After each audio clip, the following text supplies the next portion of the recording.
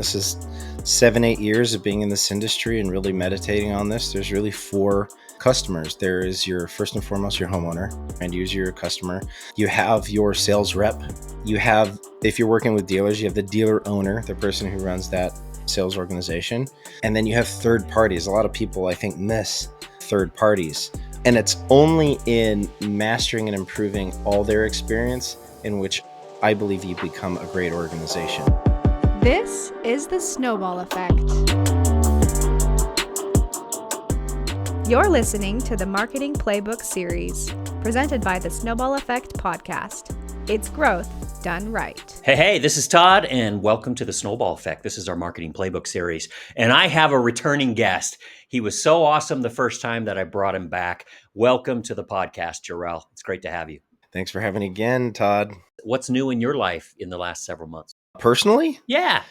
Personally, you kind of inspired me last time we talked. I started putting some of the things that I normally say down on paper, and I'm trying to write a book. Who knows if I'll ever finish it, but it's called kidding. It's called A Guide for Dying. That's my working title right now. And what it Guide for Dying. Hey, Yeah. It'll resonate with every human on the planet, right? I hope so. I would think so. And the tagline is, it's a strategic approach for living in a temporary world. And basically taking the fact in which everything we do is temporary, no matter if we like that or not, to weaponize that and use that as a motivational tool to start, ask, try. I remember you dropped that last time, and that really stuck with me. Yeah, well, when I was probably like 16, I kept this little notepad, and anytime I'd have what I would consider like an extraordinary event happen to me and I learned something from it, I'd jot it down. And from our last conversation, I was like, let me go through and look at what I had written. And I had 20 some odd years worth of just stuff. So I started organizing it all, and there was a common theme, all on centered around living in a temporary space. For example, like one of the lessons I wrote down is you can't build a castle on sand. It was the first life lesson my mother ever taught me when I was like 6 years old. And at that point, I'm thinking of sandcastles, but expanding that out and remembering that through different life experiences, there's a lot of value to it. So I have, I don't know, something like 20 of them in there. And kind of the theme I'm going for is, like Slumdog Millionaire. Have you ever seen that? Oh, I love Where, well, it's like he asks the $1 million questions and stuff, and it goes back to the event in which he learned it. I'm taking that approach too. So help me understand this concept about living in a temporary world and then the Slumdog Millionaire. Help me understand the Venn diagram where that overlaps. Yeah, the Venn diagram is taking all the life lessons that I've personally learned that all kind of point to that central theme and describing the event that taught me that. Now, this is a long story, but for example, never go with a hippie to a second location. Sounds... Never go with a hippie to a second location? To a second location. Wait, tell me about that. Sure. Never go with a hippie to a second location is a lesson that I actually heard from a TV show that I experienced firsthand in life. And I decided to add this. And what had happened was, the shorter version is, while I was hiking the Pacific Crest Trail, there was a little town me and our kind of hiking crew walked into, and this kind of woman walked by with this lollipop. And one of the hikers I was with, she goes, "Man, I want one of those." Probably about 15 feet away, there was what seemed to be a homeless man with the cart and everything. Overheard that, rummaged through his stuff, pulled up and pulled out that exact lollipop, same color, same shape, same size, same everything. Okay. And it was like, here. And we're on trail for months at a time. So this is serendipity. This is important. And so we stand there, and we spent too much time with this guy. And he had this fold up cardboard thing, like middle school science fair thing, but folded up. Oh yeah, one of these display boards. Yes. Right? So one of the guys says, "What's that?" And he grabs it, he unfolds it, and it's this big compass looking with rings and this turning thing. And he throws it on the ground and he stands on it. And he says, "Follow me." And he puts out his arms. He says, "Put out his head, put up your head." And he says, "What do you hear? What do you see? What do you feel?" We were like, whoa, this is important. It's meditation. I don't know. He folds it up and goes, "Want to go to the dragon portal?" And we say, "Yeah." Well, I don't know what that is. We're in the mode. So we start walking down the street, and I started feeling funny, and this is where don't go with a hippie to a second location. So we start walking down, and I see him rummaging through his stuff, and we were laughing or having a good time. And I said, I don't know, I don't feel good about this. He goes, it's just this way. And he turns the corner, I look, and he pulls out this club waiting for us. What? And then he turns around, he starts coming after us. So he takes you on this meditative Spiritual, journey, this spiritual, and then flips it. flips it and wants to murder us. So I learned Wow. first, never go with a hippie to second location. First location, totally fine. Second Right, location, right, off right. limits. That Yeah, is don't do it. what a shtick he's got there. Yeah, He's gonna like, what a hook. Hey, you yeah, wanna go he's on this dialed. He's going. you wanna go on this wild journey with me? I have never seen a more passive aggressive mugging, where he No, leaves you that's his so great. script is dialed. He Oh, so that's I so got I great. got 25 of those, but Oh, I can't yeah, wait. I can't wait. So you have just a cool experience that anchors each one of these sure. principles and or these thoughts. So when you say a temporary world, what do you mean? Are you thinking kind of the Zen Buddhist, like you never enter the same river twice, that it's always changing type of a thing? Mm. Or what do you mean by that? Can I reference trail because it was a very valuable time in my life, and one of the sayings I used to use and things I realized is hiking a trail is the great equalizer. There's no amount of money that will help you walk those miles. Well, and just for context for our audience, I'll put our last episode in the notes, but Jorrel did this incredible hike. It was, remind me what it was and how long it took. Yeah, it was the Pacific Crest Trail. It took me just under 6 months, and it was 2,650 miles or something like that, like two and a half thousand miles. So a long time. Sheesh. But yeah, what I would say is it's the great equalizer. And there's no amount of money, there's no amount of anything that helps you walk those miles. Like you are in yourself alone walking those. And expanding that lesson out to life is, I think, our mortality is a great. There's no amount of money that gets you to forever. There's no amount of cavalier. There's no amount of relationship. There's no amount of family, money, anything. No matter what you do, that's where we're headed. We're all worm food. And I think it's easy to get, if you think about it too much, get caught up in that's a sad thing or that's a unmotivating thing. And my belief, that is the most motivating thing possible.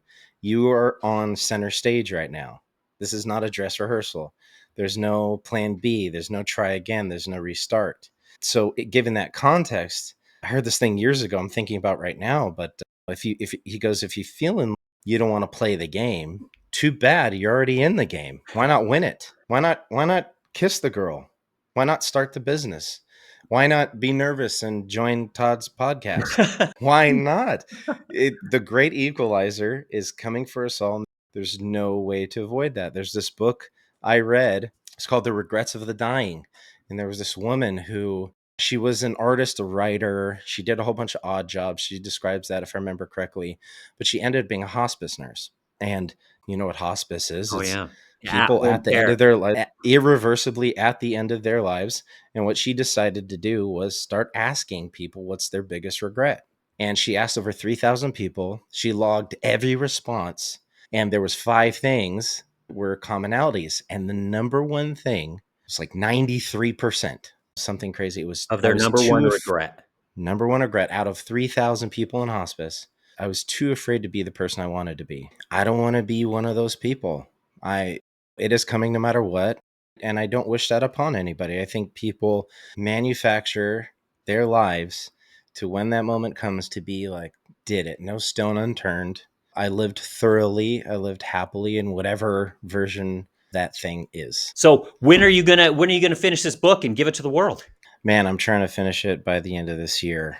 This is my midnight project, Oh I wow, call it. that's So, aggressive. So you've got 3 months. and, I'm gonna hold you to that. I'm gonna okay, I'm gonna hold you to that too. If I finish it, we're coming back. We're talking about it. I love it. I love it. But that's my Um, little side project now. That's so great. I remember last time after I stopped recording, you started talking about this concept that honestly, I went on just a binge on YouTube looking it up, but the as above, so below. Oh So yeah. give our audience just a thumbnail sketch of what is the as above, so below concept.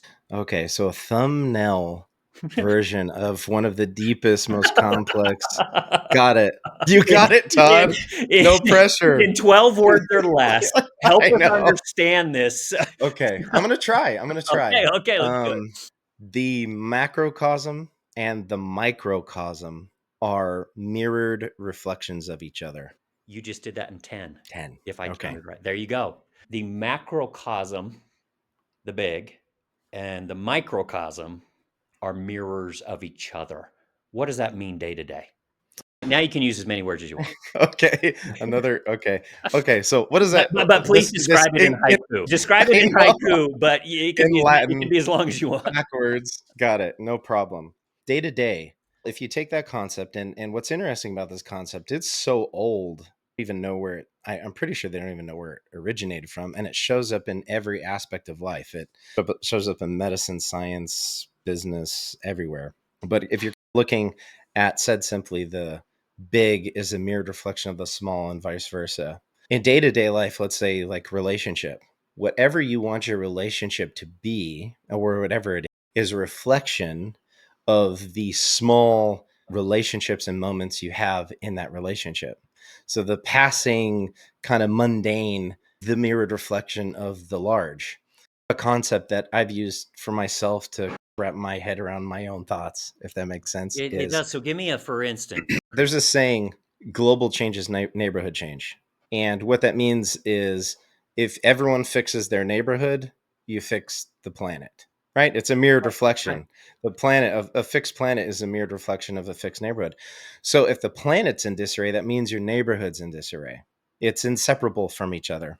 Looking from that lens through finance, personal relationship, personal anything, if you are zoomed out, if you're looking at the big picture, and you're not liking what that is, it's an exact result of what the small versions of those things are. Alan Watts, he'll definitely say this way better, or said this way better than I think I ever could, but Watts would describe it. If you look at every organism out there, every single organ out there feels like they're in the middle. There's things that are above it, there's things that are below it. Even human beings, if you look at a shrimp, like your gut says below. If you contemplate about a black hole, I'm hoping Feel, not an egotistical maniac. feels It's above. like that's Yeah. above, that's way above. Yeah. Yeah. And every organism feels that way. But now, if you start to look down, let's look in down to the below. Imagine looking at your bloodstream. If you look with a microscope and look at your bloodstream and start looking, you're going to see there's a conflict there. You're going to see like white blood cells battling bacteria and disease and things. And he famously said, he goes, and if you look long enough, you'll start picking sides. Between the But red blood cells and the white blood cells. exactly. But if you were to pick sides, that would be a detriment to you. If one thing completely took over, you'd fail. And so he says, by looking really at one level, chaos, at a higher level, order. So Interesting. what he says, I'm going to tie a bow on this, but what he says is, so our viewpoint is the zoomed in currently with all the wars and the chaos and the conflict that we are experiencing at a higher level, that most likely is order. So much so that all the conflict that we currently are creating and experiencing affects the cosmos. Interesting. You blew my mind a little bit. I feel like you're now going to take me down an alley and chase me with a club. Like, You want to see the dragon portal? that's right. That's right. Let's go see the dragon portal. Let's go see the dragon portal. To try to bring this a little bit more like home, like in business, it's how does this concept apply? If you have this company vision, this ordered vision that can only exist as if on the base level, very minute interactions between your personnel and customers are reflecting that core value. If your core value is a good experience, customer comes first. Each interaction you ever have and every decision you ever make at your ground level employee has to reflect your customer coming first, because it's going to be a mirrored reflection. There's no way you can't just be like, this is my core value, and then everyone does it. You That know, each touch point is a reflection of that core value. So it now just organically manifests itself. Am I getting close? yeah, I think it starts to get there, right? So if the base level employee believes and is acting in a way where, let's say, in one core value, customer always come first, your company reflects a company that It's a place where the customer always comes first, right? And the flip side is also true. If your leadership isn't consistent in that message and culturally consistent in that message, the base level employee will not adopt that. There is no world where the ordered upper version or the lower version is ever doing this independently. It's only parallel. It's a reflection of each other. I think I'm going to wake up in a cold sweat tonight, middle of the night, and All think right, about that. join me. Is That's my is my normal. above, the same as below? Yeah. Oh, they're I'm just gonna great. die as Right. above, so below. I mean, oh man, I'm making a lot of like old time Yeah. references, but like, what about Bob? That little kid on What Oh, About Bob? I don't know if you remember yeah, him, but he's just yeah, of like, course. we're all going to die. You're Yeah, going to die. I'm going to yeah, die as he stares at his ceiling. So exactly. you've got some cool things coming up. So tell me a little bit what Demand Construction has got coming up here in the near future. Okay, let me start with what I think we have changed since we last talked. We went live with all our home improvement in California. So, California, we're a completely end to end full stack home improvement company. So, if you want to do your HVAC, roof, heat pump, whatever, we got you covered. And we're taking a very holistic approach and long term approach to that. We also launched some additional states. So, when we last talked, we were in California, Florida, Texas. Now, since then, we've launched Arizona and North Carolina, Congrats. as well as our, thank you, and as well as our national sales options. So we developed a large national sales platform that allows you to sell in any state in Puerto Rico. And while these are extremely exciting, the thing I am currently most excited about is we're doing what nobody has done before. We are giving away $1 million. We tried to concoct the biggest sales contest in solar history. We think we came up with it. Giving away $1 million. Top prize is getting 600,000. Second place is getting $300,000.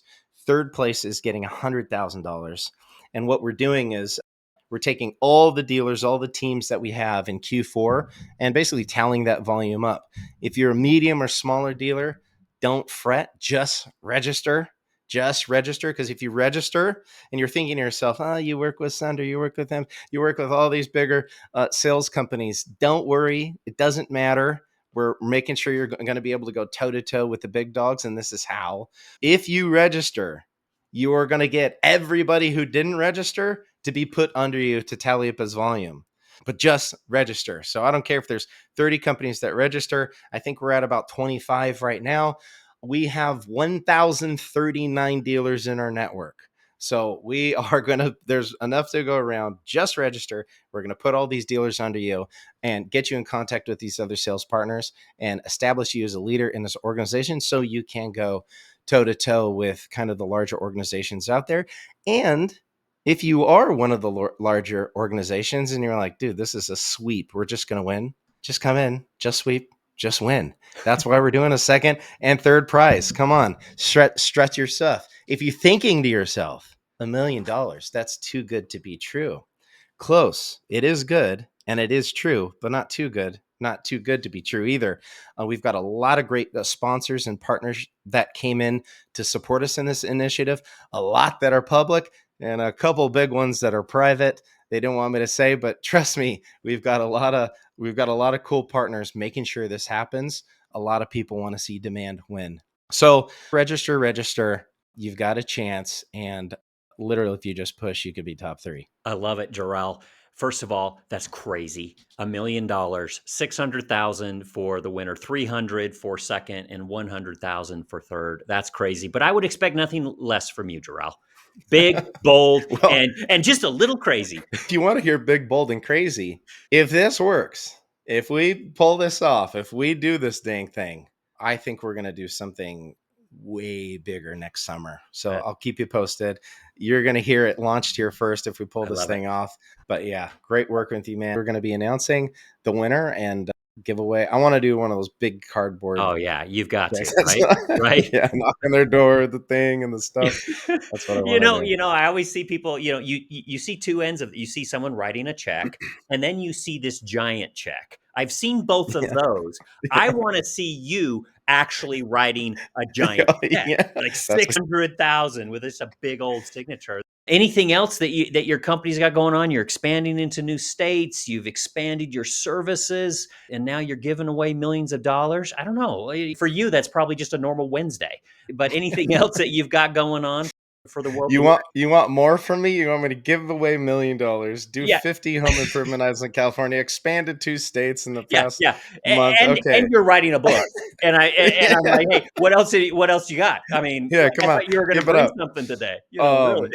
We've formed check our website, but we formed a lot of amazing partnerships such as yours. It's still an amazing partnership with you guys over at Snowball, but we formed a lot of great relationships, technology relationships, service and product relationships that just continually improve our partners and customers experiences.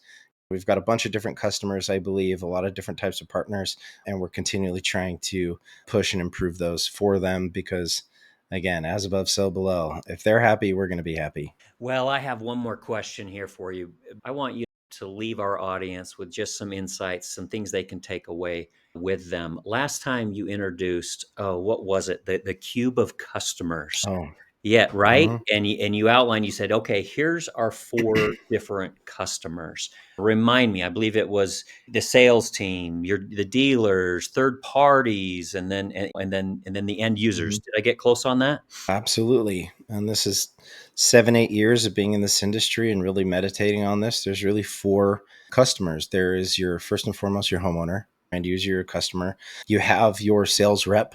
You have, if you're working with dealers, you have the dealer owner, the person who runs that sales organization. And then you have third parties. A lot of people, I think, miss third parties. And it's only in mastering and improving all their experience in which I believe you become a great organization. Right? If the homeowner's upset, that reflects on the sales rep, that reflects on the dealer owner. There's a lot of impacts on your third party and vice versa. You have to master all of those in order for everyone to have a really great experience. What is an example of something you can do for each one of those 4 to make it a good experience for each of those 4 customers?